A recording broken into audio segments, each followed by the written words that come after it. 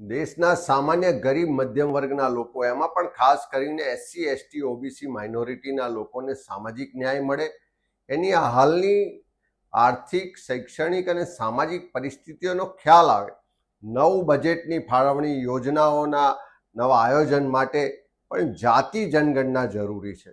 એ વારંવારની રજૂઆત, માગણી કોંગ્રેસના નેતૃત્વએ, ખાસ કરીને જનનાયક રાહુલ ગાંધીએ કરી. લાંબા સમયથી આ માંગ માટે લડ્યા પણ છીએ.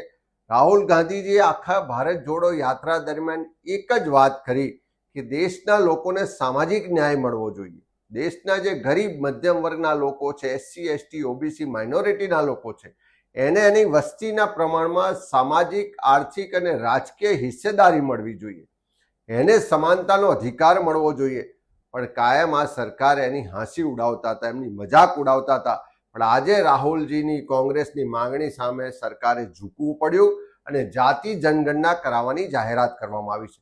ગુજરાતમાં પણ અમે સૌ કોંગ્રેસના આગેવાનો, કાર્યકરોએ પણ આ બાબત માટે ખૂબ લડાઈ લડ્યા છે.